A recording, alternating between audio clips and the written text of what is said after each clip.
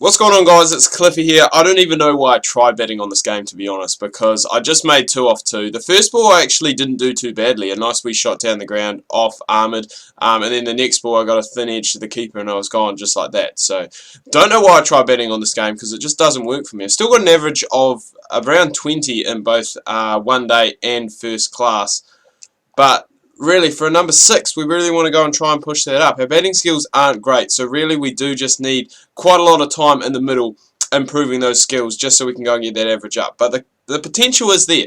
The potential is there. So we just got to keep going and hopefully, I'll take that. I will absolutely take that. We struggled with the bat, but we picked up a wicket third ball. I'll take it. Bobby Quiney, see you later. So we are, when you think about it, we are still fairly early on in this career mode, still only in our second year, so still a lot of work that can be done and a lot of work that can be improved on. So hopefully, oh, you're kidding. I was going to say, hopefully, if we get a county contract soon, which I'm hoping we get at the end of the season, hopefully that's going to allow us to go and improve on our batting over in England with slightly, maybe better batting conditions and slightly weaker bowlers. But we will have to go and wait and see, as Peter Hanscom's coming in and he just wants to have a slog against me. Why did I? Maybe that's what I should have done. Maybe I should just come out and had a slog. I came in with 15 overs left, so I was really trying to go and just work it around, you know, for the first 5, and then really maybe attack in. Oh my God, really? And then attack in the last 10. But apart from the wicket, that's a pretty bad over. In fairness, jeez. Good thing we had a good start. We got a solid score. Both Hughes and Klinger had a very good start, so that's hopefully where we can go and pull it back. The required run rate is still above 5.5, which is very positive for this stage of the innings, and we just need, I guess, to do what we do best, and if we're not taking wickets, just driving that net run rate, that required run rate up, because that is what we are quite good at. I still don't, they still haven't fixed that bug. Basically, players run halfway down the pitch and then they turn back and say no, and I mean, like, what's the point in that?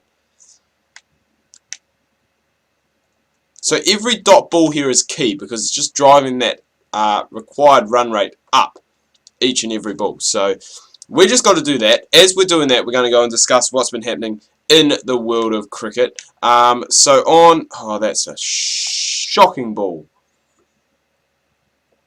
And that just eases the pressure, just like that. We had 3 dot balls, which was making the over look good, and then we go and bowl one of the. I was going to say we've almost done it again. But anyway, back to the world of cricket. New Zealand, South Africa, third one-day international was not last night, but the night before. And with the series poised at 1-1, the young Black Cap side were looking to go and try and, I guess, make history. Because I think that would have been back-to-back series victories in South Africa. Because I think they picked up a win in 2013 when they toured there in the one-days. But couldn't quite get it done. You know, they were just not quite there. Tommy Latham I was very impressed with on this tour. I thought he did very well. Scored a 50 in that last game, and I think just in the tour of Africa in general, he has really gone and stepped up, and I think he really wants to make that one-day opening position his own, because he's been shuffled around the order quite a bit in one-day internationals. I mean, he's opened, he's batted down at 4, he's batted at 6, he's batted at 7, so there is, you know, I think he really wants to go and knuckle it down. Personally, I don't think it's that bad of a thing. If Brendan McCullum does come back to the one-day side, which there is a wee bit of doubt about going forward to the next World Cup, there's people saying that maybe he might just play Test cricket, maybe he might just play one format, or, well, limited overs or Test cricket. So, I mean, if he does come back, personally, I wouldn't mind seeing him in a middle order role, which he has done for New Zealand before in the past. I know he is an explosive opener, yes, and he can get us off to that great start, but I think maybe having that firepower in the middle would be good as well. But at the end of the day, I'm not a selector, so it's not really my choice. And bowling-wise, I think Adam Milne, he bowled really well. He started to really, I guess, as we pick up another wicket, come into his own really as an international bowler, and he's not one of those guys. When he first came on the scene, he was just looking to go out and bowl fast, you know, like bowl 150 Ks every ball. Didn't matter where it went, just bowl quick. And I think now he's kind of toned it back a little bit, not much. He's still getting it up in those late 140s, and he still does click over 150 every now and again. But he's just so much more consistent and accurate. And I think with that pace, I think if you are consistent and accurate, you are going to pick up wickets. You know, you just got to get it in the right area, and eventually one's going to go through a bit quicker, one's going to go through a bit slower, and, you know, it's going to be all on. So all in all, the Tour of Africa for the Black Caps, I think, was quite successful. Obviously, unearthing a few players. Ish Sodi, I thought, bowled very well, seeing he was on one-day debut and T20 debut. Doug Bracewell back into the side for the South African leg of the Tour. I thought he bowled well. And I'm just trying to think who else there was that played well. Ben Wheeler was a wee bit expensive in the last one day, but again, picking up wickets. He's one of those guys who's either going to pick up wickets and go for a few or be economical. So not too bad of a bowler to have. A very young side, and I think they did very well, considering they were playing away from home. And I wouldn't say unfamiliar conditions, because South African conditions are, I guess, quite similar to New Zealand, where, you know, you're after swing and seam. And I think in Zimbabwe, where probably it is similar, but probably tended more to spin, I think we played very well. So, I mean, in the one-dayers, technically we went, what did we go? 3-3. I mean, we won the one-day series against Zimbabwe 2-1, lost against South Africa 2-1. So 3-3, I think, isn't too bad of a performance. So definitely a lot to go forward with. And the second game that happened overnight, I wouldn't call it a warm-up game as such, but Australia versus Ireland, which was a game that was disrupted by a wee bit of rain, which is a disappointment because it was looking really good. I watched about the first 10 overs, and Joe Burns, I was really impressed with him. He went on and scored, I think he got about 60-odd on debut. So a very, very bright future, and he really took on in the power play. Him and David Warner really took on the Irish bowlers, and they were really racing away. But I think the thing about Joe Burns that a lot of people admired is that he didn't really play any risky shots. They were all just good cricket shots, and a lot of people saying he has a very bright future in this Australian setup. And a lot of people saying he could potentially be the test opener when Australia next do play a test match. So that's very interesting and something that we probably need to go and keep our eyes on. Pat Cummins bowled well. Mitchell Starc, I think, was a little bit expensive, but I think he still picked up 3 wickets. And Kunta Nile back in the one-day side as well. So it's an exciting time. Like, I love it. Having the World Cup and having, I guess, the feel of all that and stuff is really cool. Like, I love having it just because of the tournament of how it is. But then afterwards, I really enjoy that as well, because teams kind of go, not for long, but they go into like a rebuilding stage, bring in these new players and get to see all this new talent. And it's just an exciting time because there's a lot of young guns on show, guys, I guess, who are maturing more, shall we say, getting into their mid to late 20s that are really going and standing up and performing well. Oh, ow, ow, ow. I'm in the wars this week. I fractured the little pinky finger, as I said on my Facebook page. And then last night I was actually fixing some cricket stumps, fixing the thread that actually goes into the bails. And somehow the hot wax dropped onto my finger, onto the tip of my thumb. And I let out a few choice words, would be safe to say. But, man, it hurt. God, it was painful. I was in a lot of pain. But it's all good. We can still play. That's what a lot of people said. A lot of people are like, oh no, Cliff, you can't play. But, you know, the pinky's not really too much of an issue. The thumb's not really too much of an issue as well, because it's on the tip, so I can still use further down, just, I guess, with the play style that I use. So, we're bowling, I don't even know how many overs we're bowled, to be honest. 2 for 19, but we are bowling well. We're doing exactly what I said I wanted us to do. We picked up that 1 wicket, you know, a wee while ago, and then now we're just going and just being economical. So hopefully we can cut that down, just keep it to 1, which is what we've done, and we've only gone for 1 off that over. So again, that run rate's just going to keep climbing up, and it's going to put us in a good position, put the other bowlers in a good position as well. So bowled 6. Bowled 6, so we've still got 4 to go. Still plenty of time to go and pick up some wickets. And after these 2, we're down into the all-rounder Dan Christian, and then we're into the bowlers. So if we can pick up one of these 2, or another guy down the other end can go and pick up one of these 2, I think we're going to be safe to say that we can pick up at least another 1, maybe 2. It would be nice. It would be nice to go and pick up a 5, because it feels like a while that we have gone and picked one up. I mean, we've been taking wickets. I was looking through my stats yesterday, and I feel like in this career mode, I don't really take that many wickets, but looking through the stats, like the season stats, I've actually picked up quite a few at a good economy rate, and at a good average as well.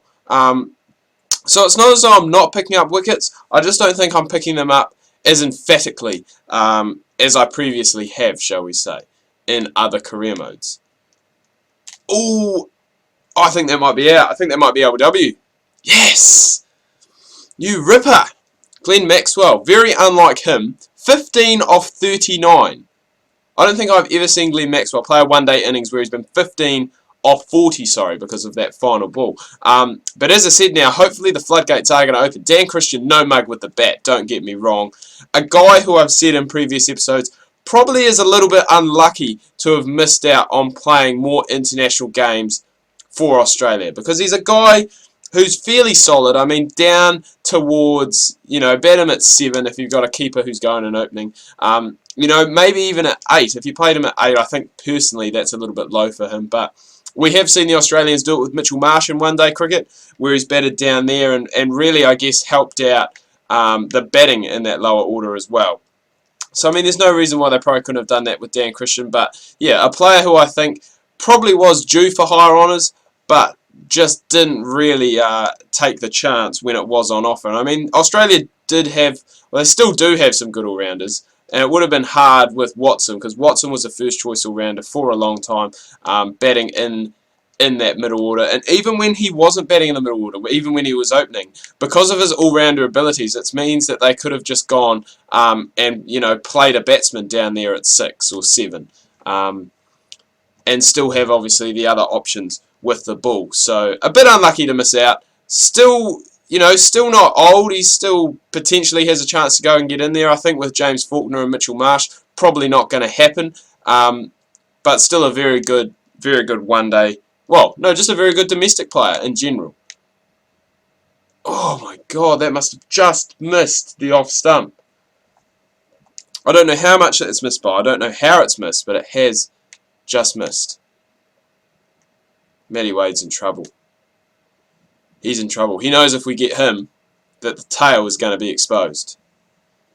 Who comes in next? I think it's Big John Hastings. We'll kind of class him as a bowling all-rounder. He's solid enough with the bat. It looked like a bit of thunder was coming in. No? No. I'm just imagining things. That's alright. Oh, damn it, if that went to the other side, if that went to mid-on, he probably would have taken that because he's up a bit higher. That guy's at deep. Damn. Another chance for a wicket. Goes begging. I can't believe we bowled so many overs on the trot, and our stamina is still pretty good when you look at it. It's not bad. It hasn't even dropped below half, and I think we're into our 8th over now. The speed is down a little bit, don't get me wrong. We're down about 7 Ks from where we normally go with our quicker balls, but that's not the end of the world at the end of the day. They start to get used, I guess to this pace, and you could maybe go and chuck one up a bit quicker, which is what I'm going to try now, if I can remember the right button. I think it's R1. And that extra pace has not helped me at all, because it's just been flicked away. It was too straight, it was on the pads, and it was easy pickings for Dan Christian, who puts it away for 4. And he's played that one down the ground. So still just a 4 off the over. It's not bad. 3 for 27 is very decent figures. Very, very decent figures. Joe Meany, what have we got? 1 over left.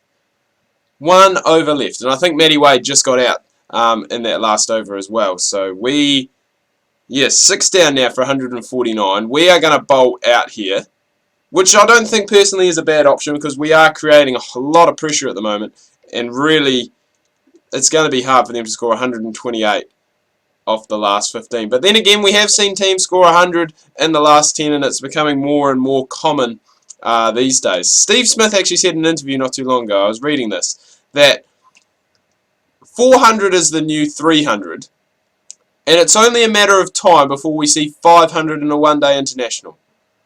And I thought that was a bit extreme. Like, I think 500 is just getting out there. 400 I don't think is the new 300. I think just in the World Cup, with some of the scores, some of those big scores that were scored. Remember, New Zealand scored 400 in Westpac Stadium, which isn't the biggest of grounds. Manuka Oval in Canberra, as far as I'm aware, not the biggest of grounds. So, I mean, those big runs were scored on good batting tracks with small boundaries. And that's always going to help. If you have those, it's going to be easy picking. So this is our final ball to Hastings. Can we finish with a wicket? Ooh, no, we can't. But a good piece of work from Timmy Ludeman back there. We finish our 10 overs, 3 for 28, which is a very good spell. And we're just going to simulate through to the end because I'm guessing that we are going to pick up a pretty comfortable victory. Dan Christian just proving my point that he is a good lower order batsman. And as you can see there, Michael Klinger, man of the match, with his 89 off 83. We get there in the end by 67 runs. So a very convincing win in the end for the Redbacks. And we are going to stay, hopefully, I think, on the top of the table. But anyway, guys, do hope you've enjoyed this video. If you have, please remember to leave a like. If you are new, please do subscribe. Make sure you check out my Facebook and Twitter. Links that can be found down below in the description. Hope you guys have had a good week so far. Make sure you tune in tomorrow. First video of the weekend is going to be PGA Tour, the final round of, I can't remember what championship it is, but the final round of the championship. So make sure you do not miss that.